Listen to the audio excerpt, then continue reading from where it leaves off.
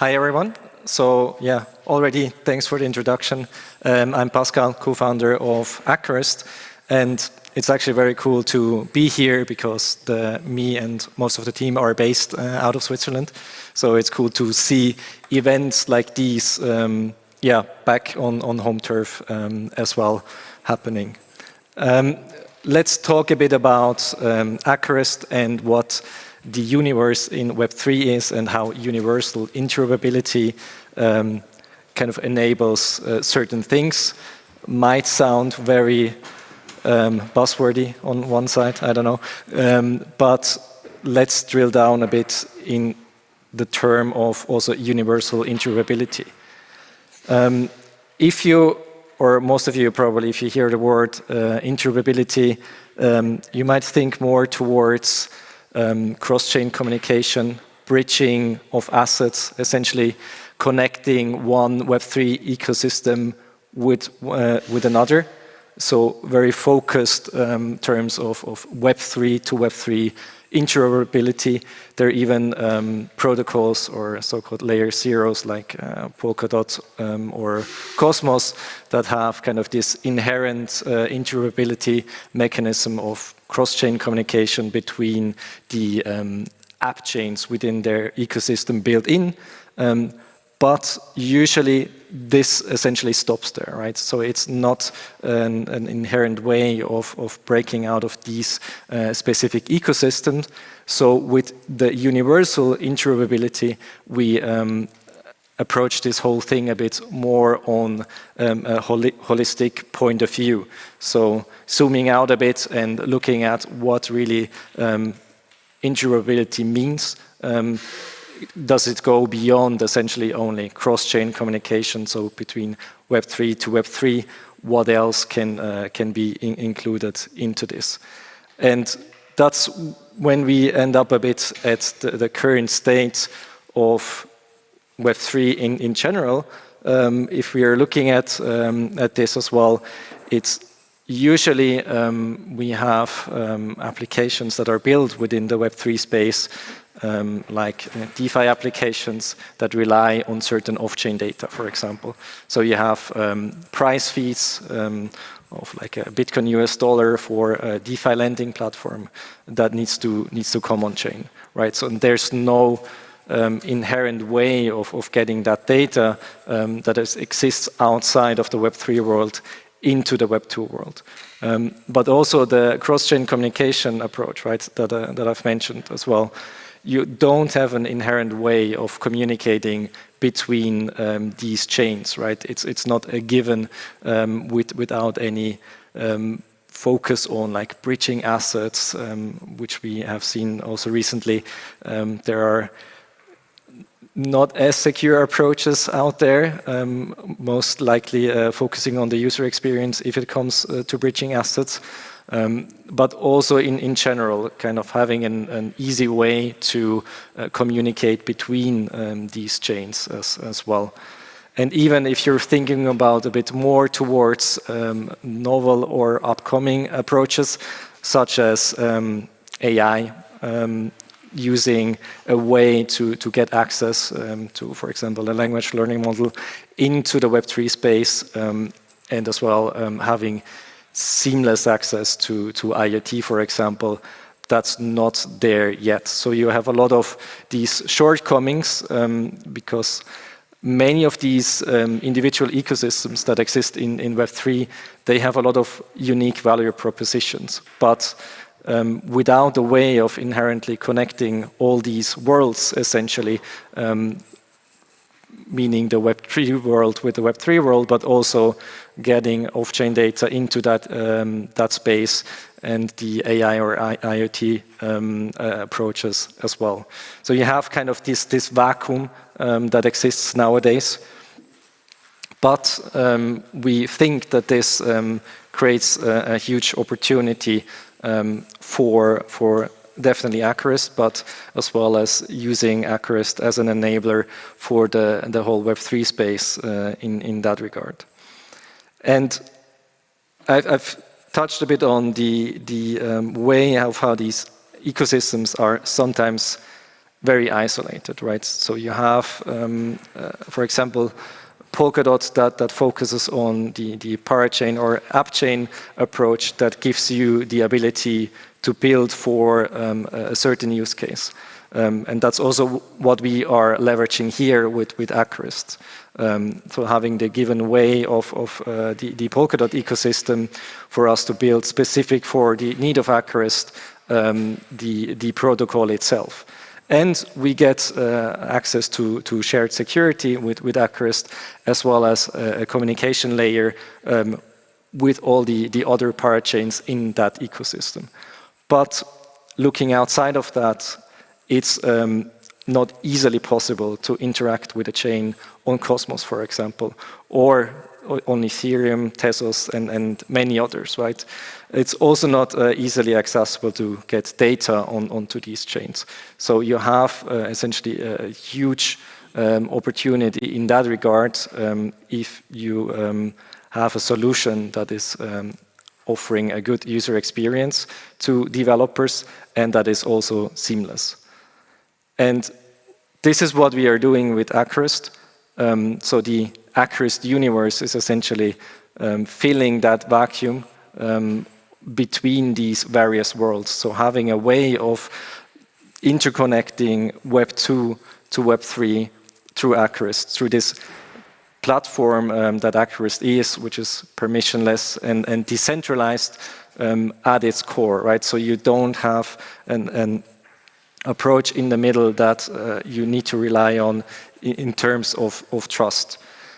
And with this approach, what this essentially opens up is a vast number of use cases, right? So we can, on one hand, enable developers that want to build a DeFi platform, for example, that I've mentioned, and that need access to public APIs and these price feeds. If they're building on Cosmos or if they're building on Polkadot, Tezos and EVM chains, it doesn't really matter for them because they essentially can utilize the Acrist platform to get access to that. The same goes for then using the Acrist platform for these communications between the various chains. And also getting access to the more novel things like AI or IoT. So let's take a quick look. I mean, this sounds very high level. This sounds very promising, you might think. But how are you actually solving this? And there are a few components. So on one hand, this is one thing is focusing on the modular part. So the protocol itself is built that we can introduce these interoperability modules in the end. So you can have the enterprise module, for example, which gives you access to Web 2, where public or permissioned APIs live. You can also get access to off-chain computation through this. You have the hyperdrive module, which is the mentioned cross-chain approach, as well as the singularity and mesh, which focus more on the AI and IoT side. So you have essentially a way with these modules to interconnect these various worlds with each other. And if we are looking at how this works out, essentially, how can we say that that Acrist is active in so many essentially verticals, right? So being able to have a more Oracle use case, but also being able to do this cross-chain communication. And everything boils down to, on one side, having this decentralized computational network, where you have a lot of parties providing computational resources. And you have networks that are built up like these with validators that utilize, for example, trusted execution environments, things like that, that are built with like server hardware infrastructure, right? Which is not as accessible as if you think about a mobile device, because a Google Pixel phone, for example, I can buy in almost every country of this world. And if you further think about the security aspects of a mobile device, they are inherently portable, right? You have one, like everyone in here has one in their pocket, and you do e-banking on them. You have your crypto wallets on them, and still your device, even though it gets stolen or you lose it, your funds of your e-banking account are not immediately drained because of that, right? And this boils down essentially how these mobile operating systems were set up. So this goes for Android and iOS, that these have been built by Google and Apple with kind of sandboxing in mind, right? If you look at a Mac or Windows operating system, there you easily can kind of communicate between the applications. Here on the mobile operating system, this is very strictly given context to one application and not easily shared with these other apps running on the same device. And then even more interestingly, most of these mobile devices nowadays, they come with a hardware security module, so a hardware chip on the device that essentially gives the access to this trusted execution environment, which means that you can run a context within this trusted execution environment even more securely than you would do that in any other way. So what we are doing here is we are on one hand leveraging these mobile devices that are very secure and accessible for essentially everything that we have seen previously that is related to fetching data from somewhere or doing computation or fetching data for a cross-chain operation. Everything happens within this trusted execution environment of these mobile devices. And as I've said, it's accessible. So what this means for Acrest itself is that anyone can participate. So this means you can get like a Google Pixel 4a, something like that. You take it out of the box, you scan a QR code, and within 5 minutes, this device is dedicated as what we call an Acrest processor. So a way of an infrastructure provider for this whole network. And the interesting thing is as well, you're being rewarded for that. So it's essentially you are becoming an infrastructure provider for Acrest, and this can scale essentially to the thousands and infinitely. And you receive rewards because these devices are then being used, or the computational resources of these devices that you are providing are being used by the other side, which is the consumer side of Acrest. So the developer of this DeFi platform that I've mentioned that says, okay, I need the price feeds for certain assets. I want this script to be run on these devices, and then the outputs given to my chain that I'm essentially developing on. So we have the computational resources that are provided, and then you are also earning essentially rewards.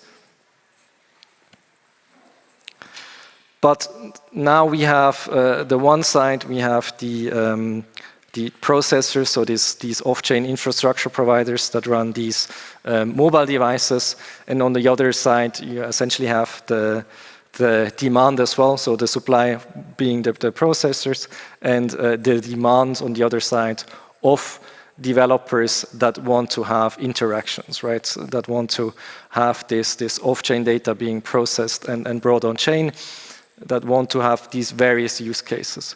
So what we are doing is we're not limiting anyone essentially, we're enabling them with a marketplace. So it's not that you have to come to me and say, hey, Pascal, I need this like verifiable random number on Cosmos, for example. It's not a centralized approach in any means, which means that it's completely self-service. So you as a developer that has interest of like, I need a certain computation being done, you can go onto this marketplace, you create what we call an Acrous job, where you say, I need effectively this job starting from tomorrow until the end of the year. I need it executed every 15 minutes, and I need this executed by 5 processors on the other side, and I'm willing to pay a certain amount for it, 1,000 USDT, for example, right?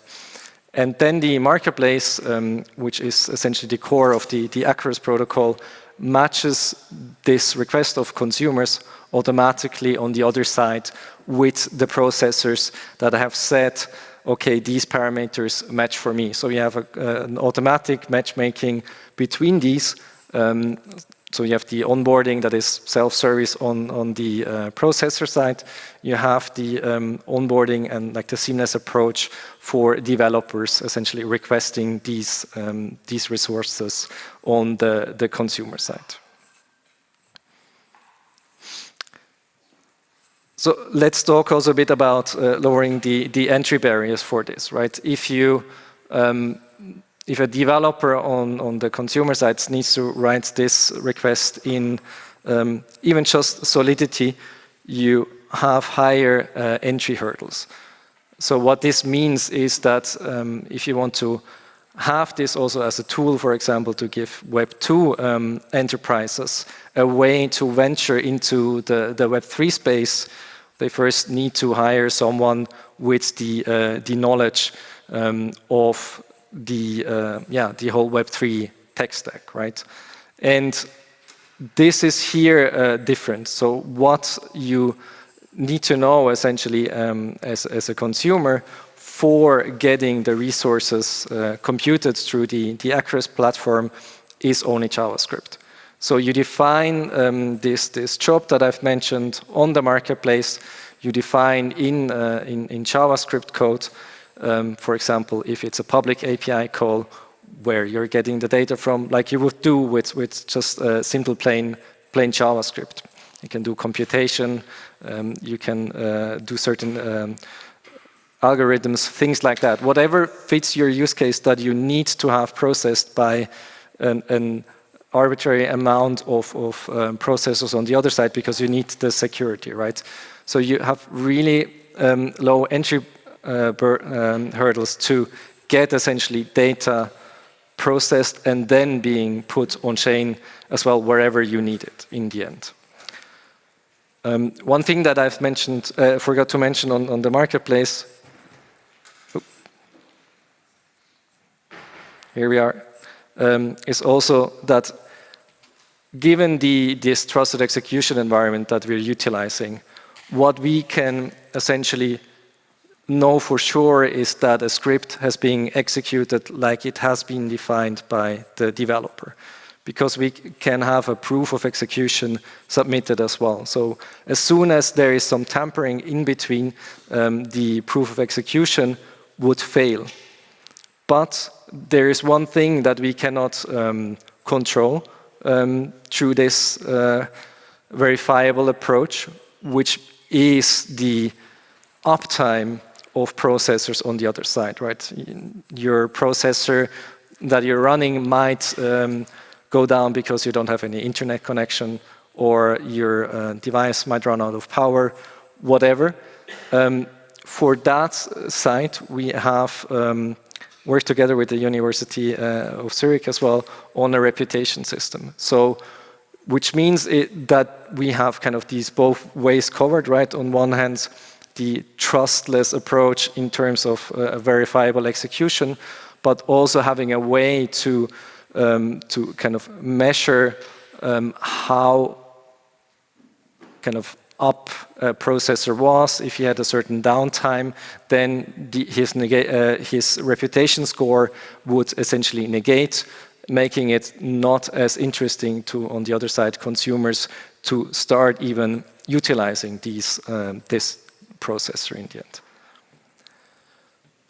Just quickly, kind of an outlook, maybe also an approach where we're standing at the moment. So we have been seeing this like enterprise, these modules, right? The hyperdrive, whatever. For now, what we're kind of the initial focus is especially on these, right? So on the enterprise side, you can already use this platform to, for example, do computation or fetch public or permissioned APIs. You can also use it for cross-chain communication, but we're further expanding these functionalities as well as the ecosystems that we will support. As of now, Acrist will become first a parachain on Kusama, so the incentivized testnet will launch within the next weeks.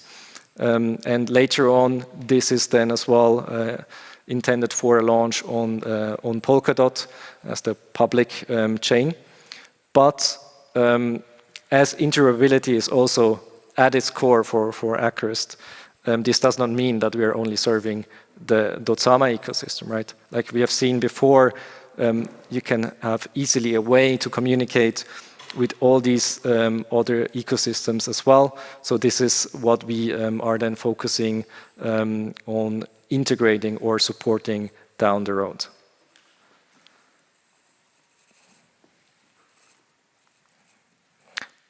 So yeah, I mean that would be it, kind of a high-level intro from our side in terms of Acrist. If you are a dev and want to play around with it, you can head to docs.acrist.com. Also, if you want to see how the onboarding process is and how you can in the future earn rewards by getting a dedicated mobile device like a Google Pixel phone, you can head over to console.acrist.com and do the onboarding of that. And yeah, also if you just want to participate in the community, head over to Acrist on Twitter, for example, or also Telegram. Thank you very much. I don't think we have time for questions, but I'm around here outside as well. We do? Okay. Okay, good. Very good. So anyone has a question? Yes.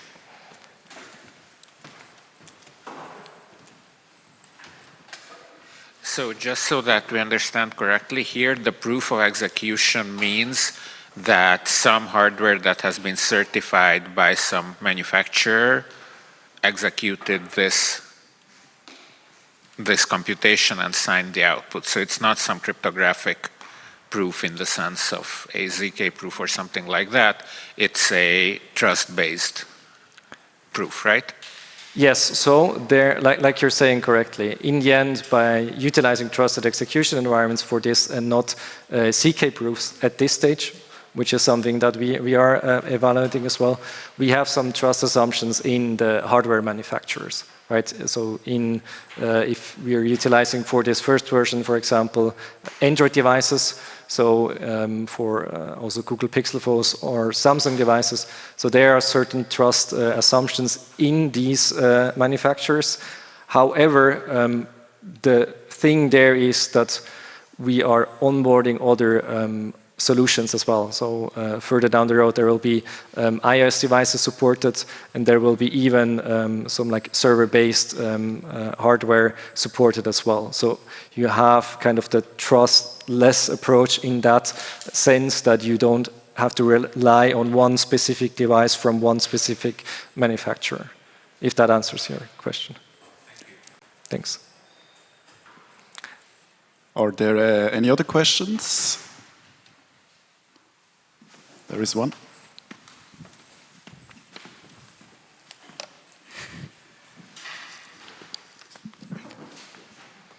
Hi, thanks for the talk. I have a question. You mentioned there's a reputation system. Can you go more into detail how this is kind of secured so you cannot gain it? Yes, that's a good question. And I'm not the one that has personally worked on it, so I cannot go into too much details. But there are certain events that you essentially get slashed in terms of your reputation if you have certain offline events, for example.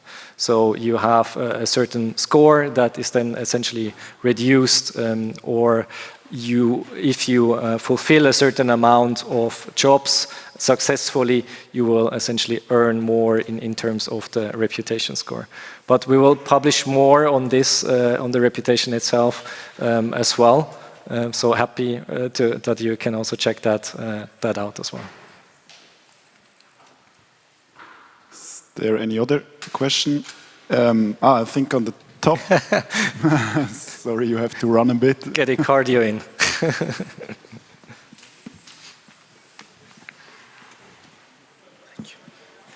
Thank you. If there's a vulnerability in one of these hardware modules that is detected, what would be the reaction to make sure that this cannot be used by some predators? Yeah, so you have essentially a way of then also on the protocol side of things detecting which devices run a certain version of the operating system.